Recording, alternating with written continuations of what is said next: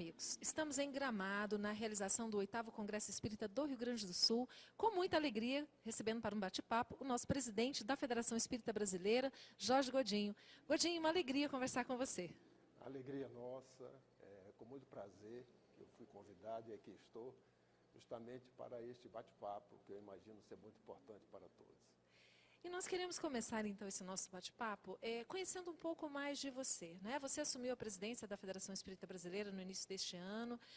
Como é que é o seu trabalho no movimento espírita? Fala um pouco para a gente, né, das suas atividades como espíritas, que a gente sabe que são muitas ao longo dos anos, né, para que nós possamos conhecê-lo um pouco melhor. Tá bem.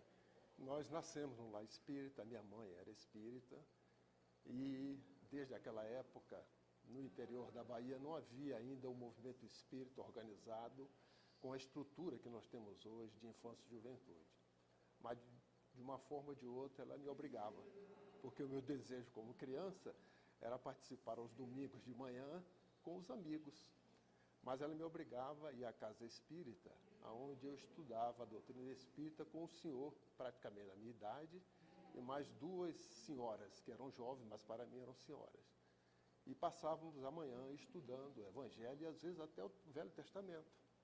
Lembro-me dele, que era um senhor, tinha o nome de João Batista, e ele vestia-se de uma roupa de linho e andava com os livros da codificação, aquele livro de bolso, né, até se alguém precisasse ele poder tirar e entregar.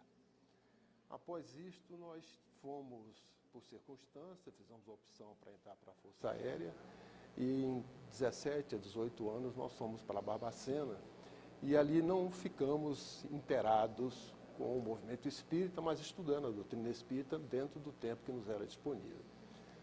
Saí aspirante, casei-me, a minha esposa é espírita, que eu a conheci também no movimento espírita, né?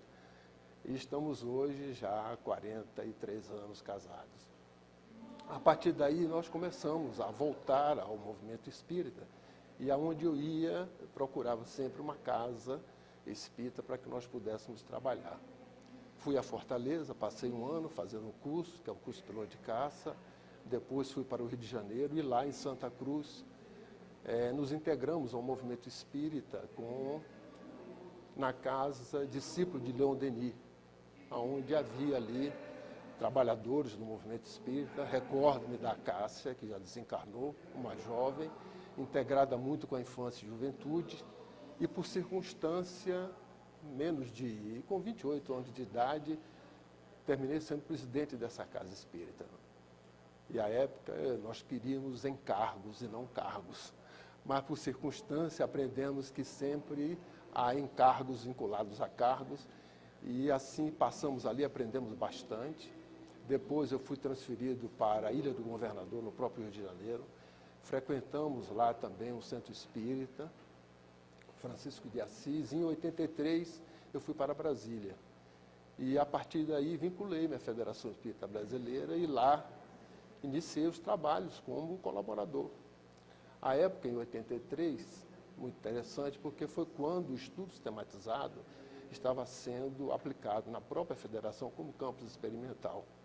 A Cecília Rocha, a Marta Antunes, e nós começamos esse trabalho na própria Federação Espírita Brasileira, e aí fomos monitores, e depois com os estudos subsequentes, né? Aí veio o estudo de prática da mediunidade, depois também o estudo aprofundado, palestras na Casa Espírita, mas também tivemos a honra de realizar trabalhos muito significativos na Federação naquela época, que era justamente receber os conselheiros do Conselho Federativo Nacional, onde nós fazíamos parte dos trabalhadores da cozinha da casa. E ali lavávamos pratos como nunca, diferente do que a gente faz na nossa casa, né? Pelo ambiente, pela psicosfera, cozinhávamos com as pessoas, ajudávamos nessa recepção e acolhimento que se fazia à época, não conduzindo os conselheiros aos hotéis, mas acolhendo dentro da própria FEB. Era outro momento, uma outra conjuntura, onde todos os trabalhadores da casa, através da solidariedade, se juntavam para esse trabalho. Esta base em Brasília, nós ficamos até o dia de hoje. Entretanto, por ser militar, eu fui transferido algumas vezes para passar 1 ou 2 anos fora. Estive aqui no Rio Grande do Sul, no ano 90 e 91, em Santa Maria, onde tivemos 2 anos excelentes. Revemos, eu digo rever porque eram pessoas que nesta encarnação não tivemos a oportunidade de reencontrá-los.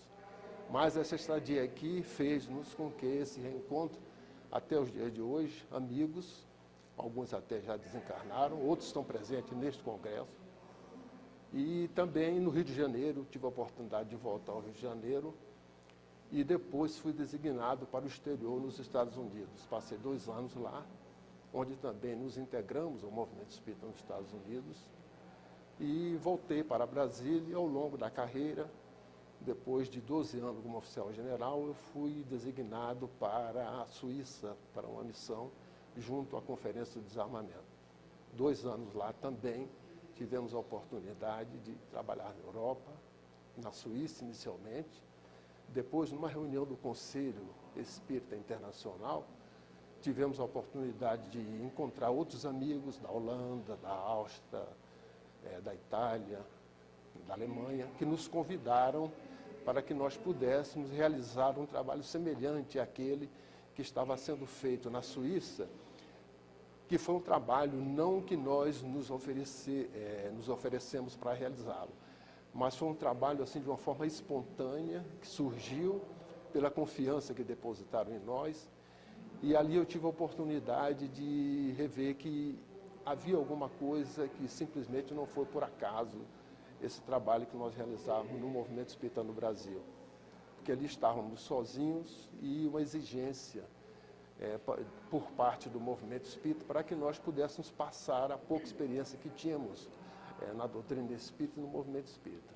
E graças a Deus esses cursos, esses estágios, os seminários que participamos, as palestras e os estudos nos auxiliaram muito a ajudá-los para que o gosto pelo estudo eles adquirissem, e graças a Deus assim aconteceu. Aí tivemos a oportunidade de trabalhar na Europa, nesses países que nós citamos. E voltei de lá no ano de 2014, em maio.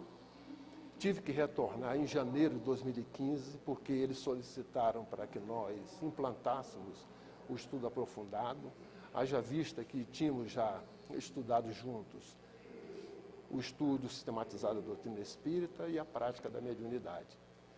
Retornamos em janeiro de 2015, voltamos dia 5 de março, e dia 21 foi a eleição na Federação Espírita Brasileira, e nós fomos eleitos presidente da Federação Espírita Brasileira.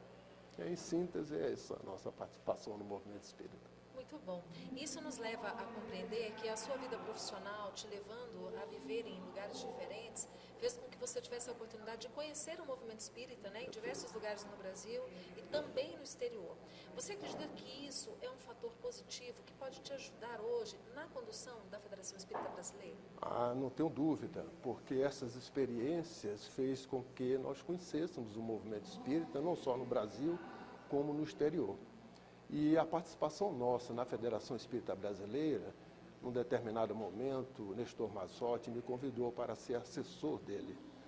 E eu tive a oportunidade também de viajar com ele por alguns estados, nas reuniões das comissões regionais, à época, onde nós também aprendemos muito a respeito do movimento espírita. E com certeza essa experiência tem me ajudado bastante na compreensão e no entendimento do que é o movimento espírita. Muitas pessoas que nos assistem sabem que a FEB é a casa máter do espiritismo no Brasil, não é? Mas imagina-se também que exista uma hierarquia, que a FEB existe para ditar regras, para ditar normas, não é? Eu gostaria que você explicasse, né, para os nossos amigos que estão nos assistindo, qual que é o papel da Federação Espírita Brasileira? Inicialmente, eu gostaria que derrubasse esse conceito, porque não existe isso no movimento espírita. O movimento espírita é um trabalho feito pelos homens, mas orientados pelo plano espiritual, que no próprio livro Brasil, Coração do Mundo, Pátria do Evangelho, nos informa de que o programa ideal para os espíritas é o movimento espírita quando ele se estabelecesse, porque à época o movimento espírita ainda estava em crescimento, foi antes do Pacto Áureo o livro. E hoje nós temos 27 representatividades, ou seja, os estados brasileiros e o Distrito Federal, fazendo parte deste movimento espírita. Aonde se procura como, eu diria, linha mestra, o respeito à individualidade, o respeito, porque cada um de nós damos conta da nossa administração, e também temos a consciência de que este trabalho não é um trabalho da Federação Espírita Brasileira no nosso plano, é um trabalho de um movimento que todos nós assumimos essa responsabilidade de forma voluntária, antes de encarnarmos no plano espiritual, e cada um mantendo as suas idiosincrasias, mantendo as suas responsabilidades da forma que é, porque nós vivemos num país continente, com características de diversidades muito próprias. Daí o Brasil ele ter esse papel, porque o próprio Ismael, desde 1873, já nos informou isso na comunicação que deu no Grupo Confúcio, de que o Brasil é um país cristianizador, ou seja, ele é responsável por cristianizar. É a terra da promissão, é a terra da diversidade, é a terra de Jesus, não é? É a terra do Evangelho. E como tal, a doutrina espírita é o único ponto que todos nós estamos unificados com o propósito de fazer com que ela seja estudada, ela seja vivenciada e, ao mesmo tempo, ela seja divulgada, mas respeitando as individualidades e as características. Então, não existe uma hierarquia da Federação Espírita Brasileira com um propósito de mando, ao contrário, ela tem um papel de coordenação. Eu posso dizer até numa simulação que a Federação Espírita Brasileira é um maestro de uma orquestra, não é? Onde o maestro precisa conhecer os instrumentos desta orquestra, aqueles instrumentos que são afinizados dentro da própria orquestra, porque quando nós observamos uma orquestra, nós verificamos que os instrumentos de afinidade, eles estão próximos uns dos outros, não é? Imagina no lugar do violino, você ter a bateria ali próximo dele, não dá certo, não é? Então, o trabalho da Federação Espírita Brasileira, no nosso nível, nós entendemos que é justamente esse de coordenação, de fazer com que a unificação em torno da doutrina ela se mantenha, para que juntos nós possamos construir um mundo melhor pela maneira de trabalho. Lembrando Kardec, com a solidariedade e com a tolerância. Então, não há esta figura de hierarquia, ao contrário, há o respeito mútuo, à individualidade, já conscientes que somos de que cada um de nós somos responsáveis pelas nossas administrações. É importante, né, Godinho, que isso fique claro. Nós falamos muito nos nossos estados, né, do papel servidor, né, da Federação Espírita Brasileira, das federativas estaduais, de que tudo é realmente decidido em consenso, né, ouvindo-se todos, para que não se tenha essa ideia de hierarquia. Mas aí nós também gostaríamos de ouvir a tua opinião sobre eventos como esse que nós estamos aqui, né, o 8º Congresso Espírita do Rio Grande do Sul, promovido pela Federação Espírita do Rio Grande do Sul. Como é que você avalia a importância desses eventos, como aqui hoje, que nós temos em torno de 5.000 participantes do Brasil todo e até de outros países? Olha, são eventos de uma importância que talvez nós não tenhamos a ideia da dimensão e dos resultados. Eu digo isto em ambos os planos da vida. No nosso plano, que nós temos o conhecimento imediato, estamos participando dele, isto é muito bom porque demonstra, primeiro, a solidariedade, a tolerância. Um evento como este não é feito sozinho. Ele é feito por equipes, como, por exemplo, você está aqui da Federação Espírita de Goiás, não é? Os trabalhadores que estão cooperando conosco neste momento, fazendo gravações, são espíritas também de outros estados. Então, um evento como esse, que é uma iniciativa de uma federativa de um estado, consegue agregar, fazer com que a solidariedade ela se expanda e saia das fronteiras do próprio estado, fazendo com que haja uma participação de todos num trabalho onde a tolerância ela existe, porque estamos tratando com diversidades, culturas, pessoas de estados diferentes, apesar de estarmos no Brasil, mas ao mesmo tempo fazendo com que essa unificação ela se fortaleça. Porque um trabalho como esse, um congresso nos dias de hoje, e são raros. Eu posso até assim dizer para você, numa projeção, que dificilmente nós teremos um congresso em qualquer estado do país que ele se restrinja única e exclusivamente ao próprio estado. Isso aconteceu no passado. Nos dias de hoje, cada vez mais, isso tem um caráter universal, raciocinando com o nosso país. Hoje aqui nós temos de outros países, não é? Nós temos Cuba, Argentina, lugar. Alguém pode dizer, é porque nós estamos no sul, fronteiriços a esse país, e Cuba? não é, que não está nas nossas fronteiras. Então, eu vejo de uma importância muito grande no nosso aspecto, ou seja, na nossa dimensão, com este caráter de fortalecimento da solidariedade no trabalho e da tolerância. Entretanto, nós podemos também raciocinar o plano espiritual.